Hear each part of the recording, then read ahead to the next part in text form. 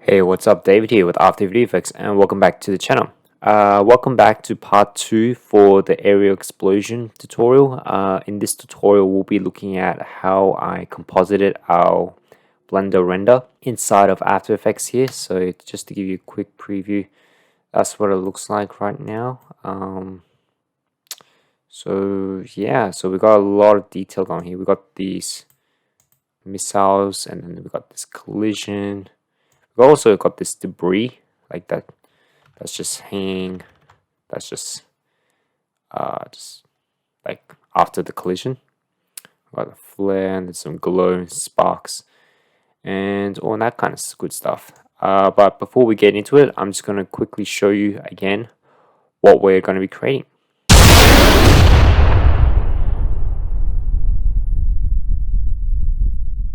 Okay, so let's get started. So I'm going to break down each layer and tell you what I did. So first thing, I've got this background image here. Now you don't have to use the same image as I did, but this is what I just started off with. It's just a nice sky background. I'll leave a link for where you could download other backgrounds. This was from Video Copilot's Flight Kick. So yeah, but any background is fine. I made it into a 3D layer and just got some nice 3D dimension here. Next we've got element 3D happening here. So these are the two missiles here. So I'll show you my setup. So the first one is this, I have no idea what that is, the CBU-59 missile. So it's pretty straightforward. And then I've got this missile, this AGM-84D missile.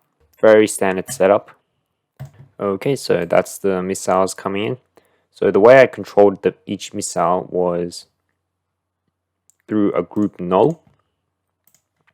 So if you come into the element 3D settings here, I created a group null for each group. So group 1 was this missile, and then group 2 was this missile. So I created both, and then I animated the position for the both missiles. So you can see here they started off here. So I'll just turn these on, and you can see that one's a little further than the other. That's because I wanted the smoke that's being emitted behind the missile to have some variation to it. So I'll show you in a visual way, what I mean by that. But for now, I'm just showing you how the distance is different. And then obviously they're coming in, and then once they hit, they disappear. And that is a good thing. It may not look like it, but it is, okay? So the reason why it's missing is because I'm gonna replace it with this layer. So this is just a still image of the render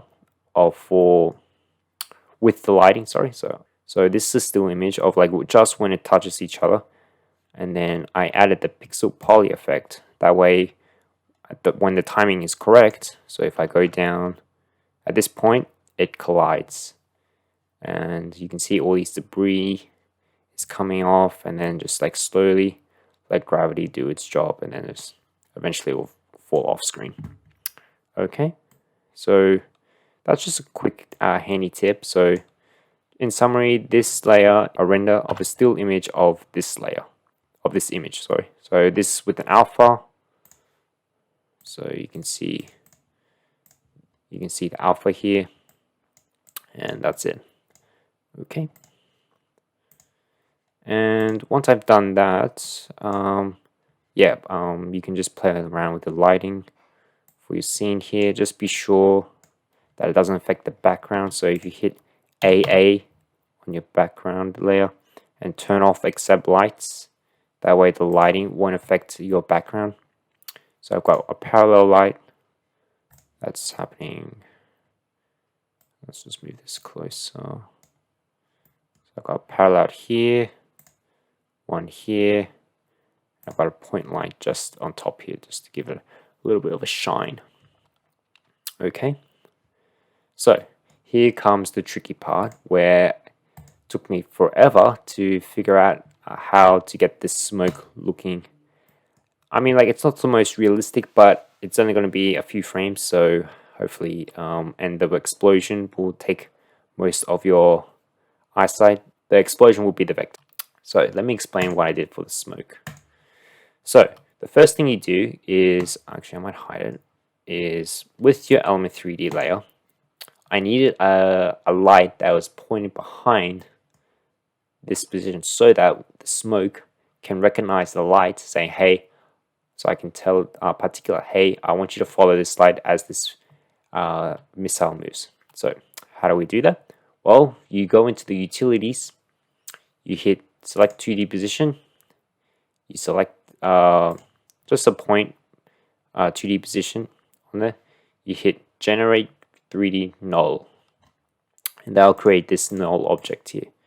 So I might show you. So you can see how a null object has been generated in this point in 2D space. So once I've done that, all I can do now is create another light. So it can just be any kind of light. It can be a point light, it can be a parallel light, doesn't matter. I just chose point light. And then you can pick whip, copy the position data from your Element 3D position to your light. So you can see here, yeah, it'll probably be different. Anyway, doesn't matter. What matters is that it's just so that you can track the light. So you can see here how this light is following the missile as it moves. So I might turn off the 3D position. So you can see here, yeah, you see that light is moving. I might just turn the resolution up. That light is moving as the missile is moving. So yeah, that's why. So you just pick whip to your group null, and it'll follow it. Yeah, and you do that for the other missile as well. I hope that makes sense. If you don't, I'll leave a link for where you could watch a tutorial based on this. This is what I've learned a long time ago. Andrew Kramer actually did a missile tutorial, and he did a great job explaining it. So if you don't understand what I said, go to the tutorial and he will explain it better. But yeah, I just want to move on because there's a lot to go through. Don't worry, I'll leave the link in the description for where you could watch the tutorial. Anyway, back to the smoke. So once you've done that, you can go ahead and just choose emitter type to light. And then you can choose the name and be sure to make this accurate as possible. Change it to emitter. So that way in particular will recognize, hey, I'm looking for lights that have the name emitter, and I want you to follow that light for where the particles will be emitted. Okay, so that's just your really important note to take into account. But other than that, everything else is just experimentation. So this was my particular setting. So I might show you what I did here. So let's have a look. So what do we have? So we've got the 500 particles per second. We've got a velocity of motion, and you can see how I keyframed it. So I'll show you that in a moment. But for now, the velocity of motion, I just want it to look like the particles were being pushed by the missile. So that's an important tip. Particles life, I set it to 5. Set the particle type to cloudlet, obviously. So I want that cloudy shape look for the smoke. Size random to 78%, size 200. And I kind of want the particles to get bigger over time. So I just drew like a small graph to show that it is getting bigger. The opacity to 25%. Opacity random to 79%. Oh, sorry, opacity just to 25, yeah. And then I want the opacity to fade off as it plays. Okay, shading. Shading for main is on. That's a definite. Let's see. So these were my shadow settings. You may want to adjust yours depending on what's seen, but these were just my values here. And yes, that's pretty much it for the particular. And then once you've done that, you can go ahead and before I show you I'll just show you my keyframes. So you can see here that my particles per second starts from 0 and my velocity from motion starts from -30, and then 1 frame later it's boosted to 500, and then for the particles per second, and then velocity from motion decreases over time to eventually 0, -1 at this point. And I wanted to have this range for where the particles will be emitted for 500 between this keyframe and this keyframe, and then after one frame later, it just goes down to 0. Okay, so that's what I did for my smoke. Okay, if you don't understand, please comment. I'll answer your questions. For the fire, it's pretty straightforward. It's almost the same, but except we just turn down the life size. So let me just show you. Yeah, so turn down the life to 0.5, and that'll just change like the range for your smoke, for your missile look here. So let's have a look here.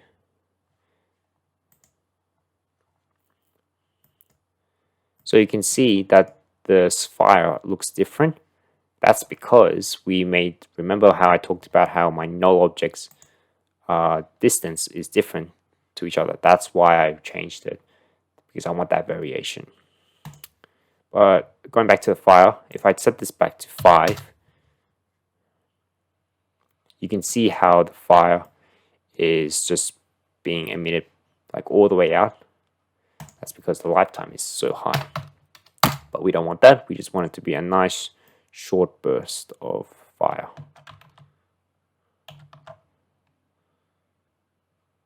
Okay.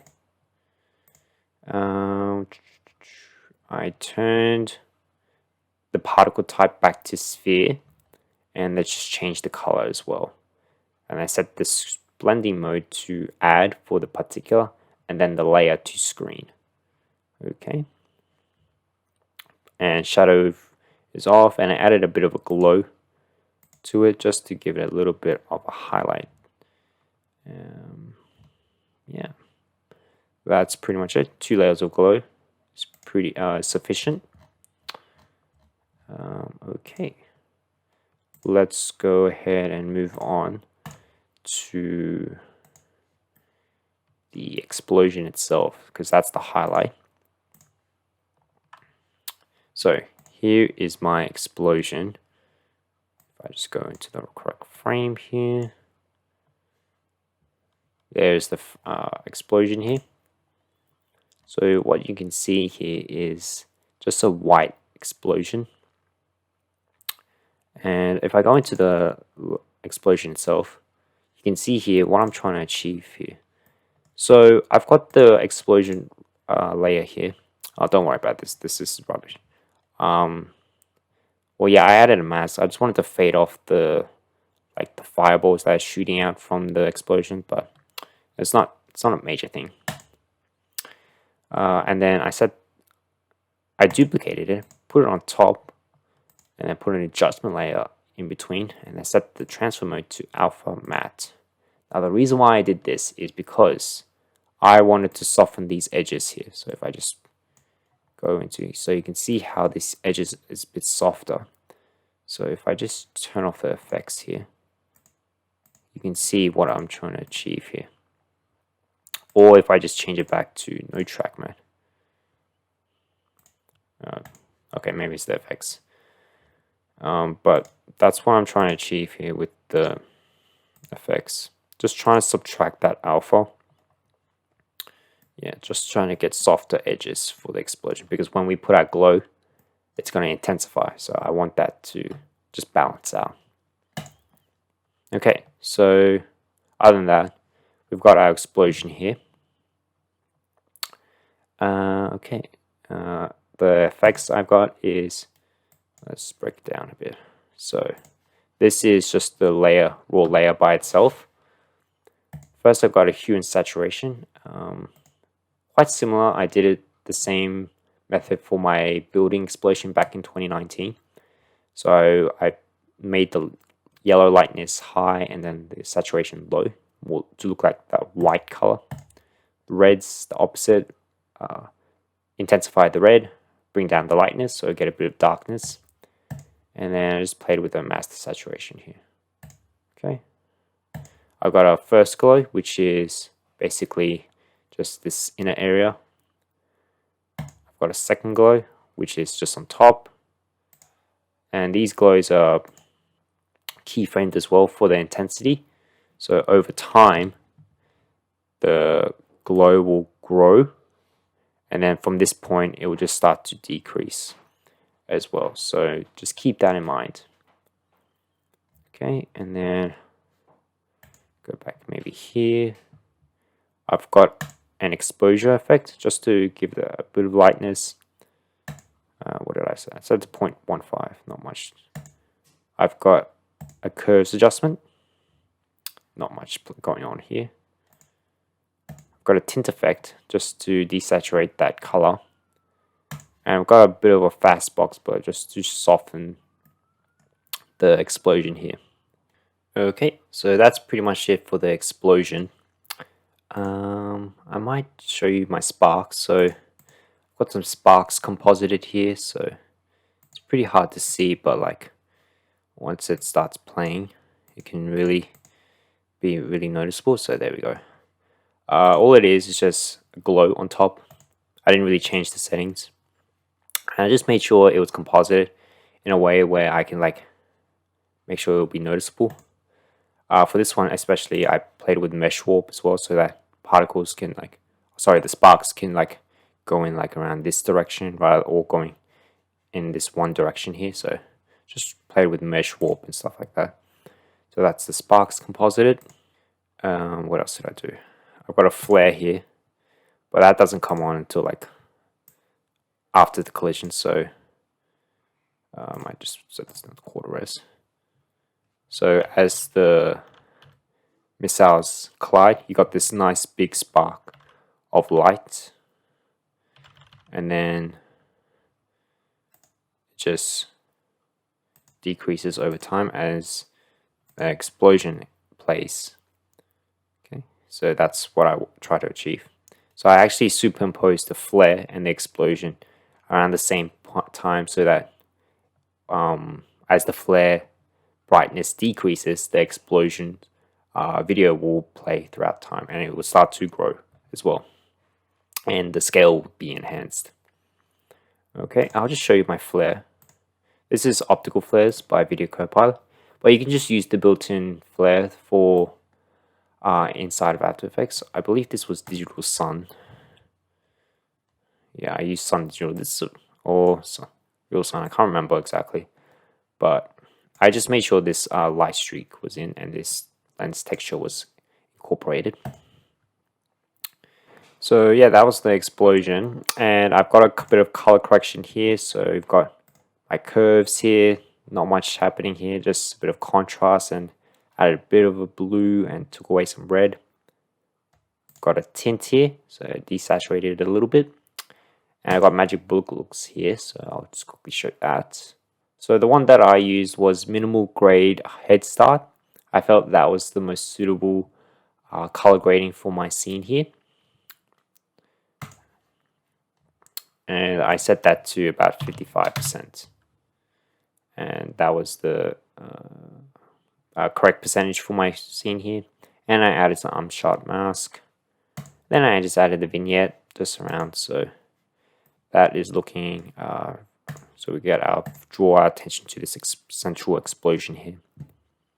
Okay, so other than that, you can go ahead and just put that comp into a new comp. So just drag it into a new comp here like that, and then get some camera motion here. So I added a wiggler camera movement to this, so I can't remember exactly what it was for the explosion. It looked like it was like, I think it was like 8 for the frequency, and the magnitude was like somewhere pretty high. It was like 40 to 50 or something like that. And then I just played it until the explosion stopped. And then of course add motion blur for your scene, and then yeah, that was it. I'll just show you the video one more time just to summarize what that looked like.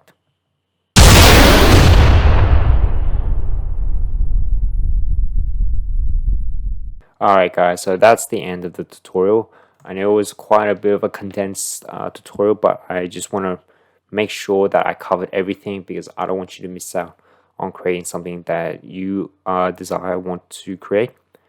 But anyways, I hope you enjoyed the tutorial. I hope you learned interesting techniques that you can use for your own creations. Please give a like if you like this video so people can find it. Subscribe if you want to see more. And be sure to hit that bell button to get the notifications so people can find it. And comment down below if you have any questions. And I will see you in the next video.